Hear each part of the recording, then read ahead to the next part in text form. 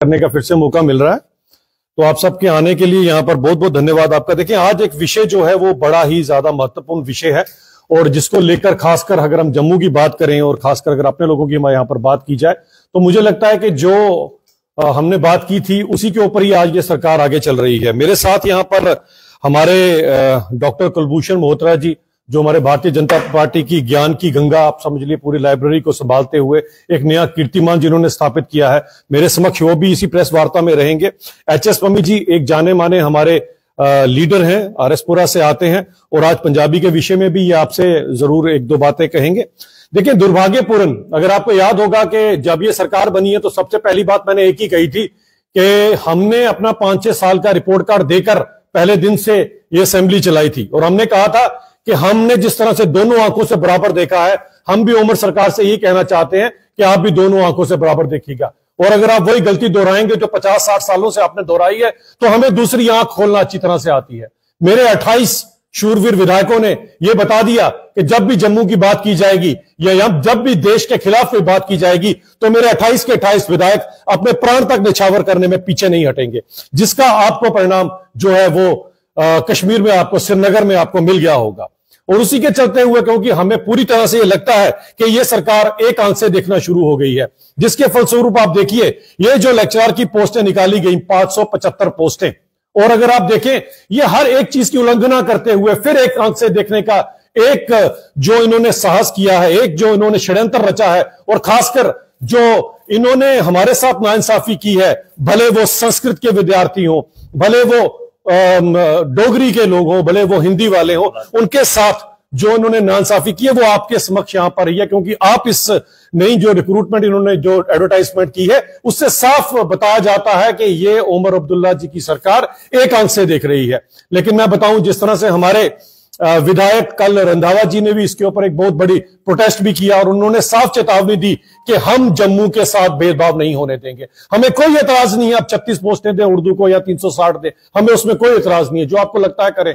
लेकिन क्यों संस्कृत बोलने वाले लोगों से, संस्कृत तो एक मूल भाषा है और संस्कृत का स्रोत तो आपको पता है कश्मीर से शुरू हुई हर एक चीज, वहां पर भी संस्कृत की बहुत बड़ी एक योगदान दिया गया उस जगह से। आज आप क्यों संस्कृत को पीछे करते हुए, हिंदी को पीछे करते हुए और असी डोगरे आखने शाने करने, असा जितियां ने जंगा कमसाने करने, हर एक चीज पे डोगरों को कमसान करने की क्यों जरूरत है कि डोगरी के अंदर केवल और केवल आप 3 पोस्टें देते हैं?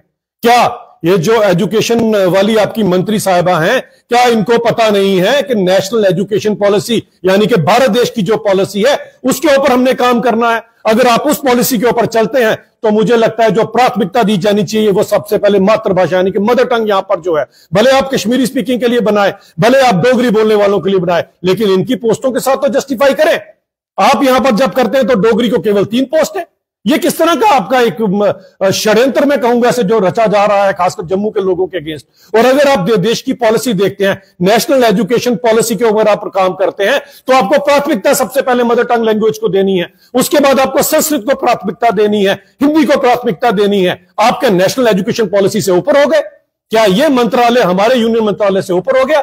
मुझे ये चीज का बड़ा अफसोस होता है कि जिस तरह का ये 575 की एडवर्टाइजमेंट यहां पर निकालकर इन लोगों ने बताया है कि हम लोग आज से ही जम्मू के खिलाफ काम करेंगे, जो जम्मू के लोग नहीं होने देंगे। और मैं एक चीज और बताना चाहता हूं, जो जम्मू से यहां से 3, अब इनके लिए लफ्ज जो यूज किया गया, जो कल रंधावा जी ने कहा था वही लफ्ज है, मैं यूज नहीं करूंगा क्योंकि उन्होंने यूज कर दिया इन तीनों के लिए। ये 3 जो कहते हैं हम तो जम्मू के ठेकेदार हैं क्योंकि हमारे हाथ में, सभी के हाथ में इन्होंने चॉकलेट दे दी है, चुनचुना पकड़ा दिया हमारे हाथ में, किसी को कोई डेजिग्नेशन, किसी को कोई मंत्रालय दे दिया है और बार बार हमारे विधायकों के खिलाफ बात करते हैं। ये तीनों के तीनों कहां है मुझे बताएं जरा?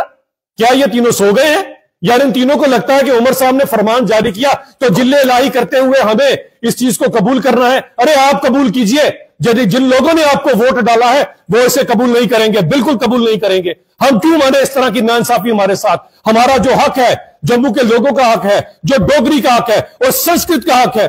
संस्कृत के अंदर आप बताएं जरा, 46 पोस्टें बनती थी जिसमें से 20 एडवर्टाइजमेंट की और हो चुकी हैं पहले जो लगी हैं, लेकिन 26 के ऊपर आपने कोई नाम नहीं लिया। आप संस्कृत को क्यों पीछे धकेलना चाहते हैं? उस संस्कृत के ऊपर जिसके अंदर सभी वेद शास्त्र सब कुछ लिखे गए हैं और आज की पीढ़ी संस्कृत पढ़ना चाहती है। आज कई ऐसे स्कूल हैं, यहाँ जिंदरा में एक स्कूल है, अगर मैं गलत नहीं हूं, वहां पर भी संस्कृत पढ़ने वाले इच्छुक लोग हैं। कई बच्चे संस्कृत पढ़ना चाहते हैं, लेकिन संस्कृत की आप एडवर्टाइजमेंट करना नहीं चाहते। अगर आपको याद होगा, एक रमनीक शर्मा जी हैं जो पीएचडी स्कॉलर हैं, उन्होंने एक बार प्रोटेस्ट भी किया था, विक्रम चौक बंद किया था, संस्कृत के ऊपर आपको एडवर्टाइजमेंट देनी चाहिए। आज आप ये ऐसा षड्यंत्र जो रच रहे हैं, ये बिल्कुल बर्दाश्त नहीं किया जाएगा। और मैं उमर साहब से कहूंगा कि अपनी मंत्री साहबा को बताएं कि देश नेशनल एजुकेशन पॉलिसी से चलता है, नेशनल कॉन्फ्रेंस के मैनिफेस्टो से नहीं चलता। अगर नेशनल कॉन्फ्रेंस के मैनिफेस्टो में ऑटोनॉमी, अगर ये सब आप षड्यंत्र रचने के चक्रों में है, तो हमारे 28 विधायक आपको बता दिया होगा ट्रेलर के अंदर कि उन्होंने अपने जान की परवाह नहीं की, उन्होंने अपनी हड्डियों की परवाह नहीं की, उन्होंने किसी चीज की परवाह नहीं की, उन्होंने सिर्फ देश के लिए काम किया और जम्मू के लोगों के लिए उन्होंने आवाज उठाई है। तो मैं बताना चाहता हूं और चेतावनी देना चाहता हूं, जितनी जल्दी होए आप इस एडवर्टाइजमेंट को चेंज करें और सबको उनका हक दिया जाए, क्योंकि भारतीय जनता पार्टी मूलभूत सबका साथ सबका विकास में यकीन करती है। 5-6 साल का रिपोर्ट कार्ड निकाल के देखिए, जो जम्मू में किया गया वही कश्मीर में किया गया। हमने तो कभी एक आंख से नहीं देखा। तो उमर साहब, आपकी जो सरकार है, ये एक आंख से क्यों देख रही है? इसका तो हमें जवाब चाहिए हर एक चीज का।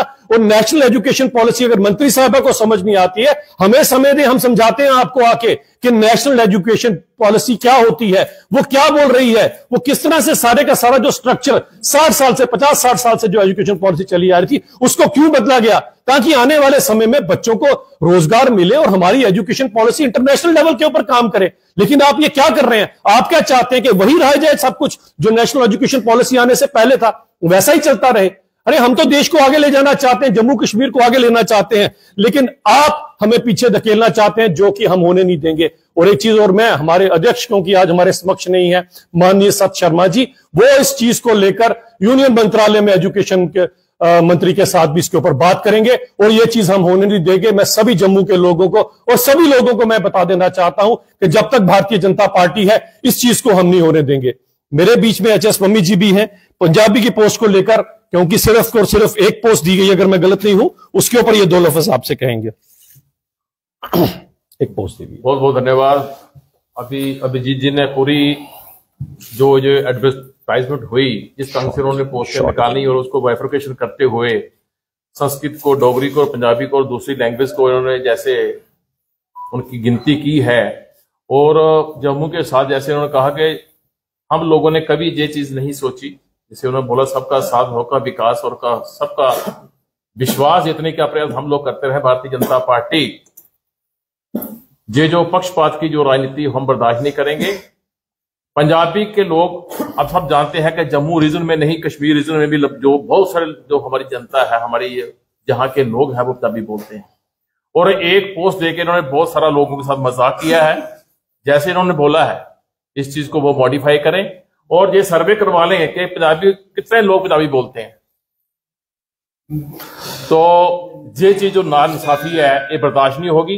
पंजाबी को अपना हक मिलना चाहिए और ये जो एडवर्टाइजमेंट की गई है, इसके खिलाफ जितने भी पंजाबी के हमारे प्लेटफॉर्म, हम वहां भी प्रोटेस्ट करेंगे और सरकार को ये चेतावनी भी देते हैं कि आइंदा के लिए ऐसा मजाक हमारे साथ मत करें, क्योंकि पंजाबी बोलने वाले बहुत से लोग हैं। ये पोस्टों को इंक्रीज किया जाए, जो हमारा पंजाबी का हक बनता है हमें दिया जाए। धन्यवाद। हमारे बीच में हमारे कुलभूषण मोहत्रा जी, जो खासकर अगर आज डोगरा पगड़ी को लेकर पूरी कैंपेन और पूरे डोगरा को साथ में जोड़ रहे हैं, वो भी आपसे 2 लफ्ज करेंगे, क्योंकि डोगरी के साथ भी जो नाइंसाफी केवल और केवल 3 पोस्टें देकर की है, उसके लिए कुलभूषण जी आपसे जरूर बात करेंगे। धन्यवाद जी। मैं आपके समक्ष ये बात रखना चाहूंगा कि अभिजीत जी ने इसके पोस्टों के बारे में सब कुछ बता दिया, लेकिन मैं ये बताऊंगा कि जब से ये शेख सरकार से लेके आज उमर सरकार तक इन्होंने डोगरी को, ये एक डोगरा राज्य था, डुग्गर प्रदेश था, और 100 साल उन्होंने जहां हुकूमत करी, और आज इसको इन्होंने कश्मीरियत की तरफ बदलना शुरू कर दिया। और डोगरी वालों को, जो डोगरी बोलने वाले थे, डोगरी में पढ़ने वाले थे, जहां 1944 से लेकर 48 तक का जो हमने ब्यौरा देखा कि उर्दू का डोगरी का पेपर भी निकलता था, वो भी आसा बंद कर दिया। आज लोग जो हमारे डुग्गर प्रदेश के लोग हैं, जनता है, वो चला रही है कि जहां डोगरा चैनल होना चाहिए, डोगरा सर्टिफिकेट मिलना चाहिए। हम तो उनकी बात कर रहे हैं, और ये तो आस्ता आस्ता जितने भी वो लेक्चरर तक जो पोस्टें निकल रही है, उनको भी खत्म करते जा रहे हैं। तो इनका मेन मानसिकता इनकी ये है कि डोगरी को समाप्त करो और डोगरों की पहचान खत्म करो। ऐसा कभी भी नहीं होने देंगे, ना ही हमारे विधायक करने देंगे, ना हमारी पार्टी का होने देगी, और ना ही हम लोग करने देंगे। आज भी लोग, जहां डुग्गर प्रदेश के लोग, स्टूडेंट्स वगैरह सड़कों पर निकले हुए हैं, और आज इसका एक बहुत ज्यादा इसको हम अच्छे तरीके से लेंगे ताकि गवर्नमेंट के कान भी खुले और गवर्नमेंट को पता भी चले कि डुग्गर प्रदेश के लोग इस तरह आराम से नहीं बैठेंगे जिस तरह आप लोग उनको खत्म करना चाहते हैं। यही आज का संदेश है। आपके माध्यम से जो लोग सुने इनके कान खुले और जनता को भी पता लग जाए कि आपकी पीड़ा जो है वो हमारे मन में भी है, उस पीड़ा को हम उजागर कर रहे हैं। बहुत बहुत धन्यवाद। का अगर कोई विषय सवाल सुन लीजिए। 10 साल आपकी सरकार है, आपने कभी इस मुद्दे को नहीं उठाया। डुग्गर चैनल भी चल गया, आपने नहीं उठाया। आज सरकार आई तो आप इन मुद्दों को उठाते हैं। आपकी सरकार थी, इंडायरेक्ट वे में बीजेपी का एलजी था। पंजाबी की बात करें सरदार जी, पंजाबी के पास उनके पास लेके गए थे, लेटर लेके गए थे, उन्होंने सब सिरे से निकाल दिया था। आज आप इसके ऊपर बात कर रहे हैं तो 10 साल आपने कुछ नहीं किया। इवन के जितनी भी यूनिवर्सिटी हैं सभी वाइस चांसलर जो बाहर के हैं, तो आप कैसे कह सकते हैं? देखिए संधू साहब, पहली बात ये आती है कि हमने क्या किया। हमारा रिपोर्ट कार्ड पहले दिन ही दिया गया था। हमने वहां पर भी जो हमने किया वो हमने पूरा रिपोर्ट कार्ड आपको देकर रखा। 1.17 लाख करोड़ की जो जीडीपी थी वो 2.23 लाख करोड़ में आ गई। जो बैंक J&K बैंक फंसा, मैं आ रहा हूं उसी के ऊपर आऊंगा। आप 2 मिनट सुनिए ना आप मेरी बात। सबसे बड़ी ये आती है कि जो पंजाबी को लेकर अभी थोड़े दिन पहले फारूक साहब ने आकर एक बयान दिए यहाँ पर, उन्होंने अगर जो कंसर्न्स बताए यहाँ पर आके, आनंद कारज एक्ट की बात कर रहे थे, वो किसने दिया? इसी भारतीय जनता पार्टी की इसमें आया। हक बनता था हर एक चीज का। आज अगर पंजाबी की पोस्ट अगर उस समय ला जाती तो पूरी तरह से जो हक दिया जाता था पूरी उनको पोस्टें दी जाती। लेकिन यह सरकार, अगर फारूक साहब यहां आकर बात करते हैं सबकी, तो उन्हीं की सरकार जो है वो एक पोस्ट पंजाबियों को देती है। तो किस तरह से मैं रिपोर्ट कार्ड आपको दे रहा हूं ना, आप सुनिए ना। आप सुनेंगे नहीं तो कैसे बात बनेगी? मैं बता रहा हूं कि फारूक साहब थोड़े दिन पहले आए थे, फारूक साहब ने थोड़े दिन पहले बात की। आनंद कारज एक्ट हमने दिया, फारूक साहब कहते हैं कि इसके ऊपर हमें एक्सप्लेनेशन दी जाए। आज उन्हीं की सरकार के अंदर एक पोस्ट पंजाबी को दी जा रही है, तो ये तो उनको पूछना चाहिए। इससे पहले जो एडवर्टाइजमेंट होती है उसमें पूरा हक दिया जाता, क्यों ना दिया जाता? हम तो नेशनल एजुकेशन पॉलिसी के ऊपर बात कर रहे हैं। पंजाबी का अपना हक बनता है, अपना हक बनता है डोगरी का, अपना हक बनता है हिंदी का, और संस्कृत का हक बनता है। हम उसके ऊपर बात कर रहे हैं। इस सरकार से पूछिए जिन्होंने नहीं दिया है। जी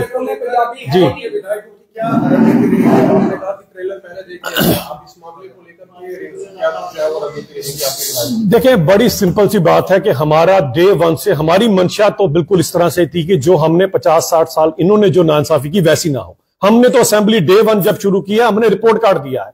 हमने G20 की बात की, हमने टनल्स की बात की, हमने तरक्की की बात की। इन्होंने अगले दिन क्या किया?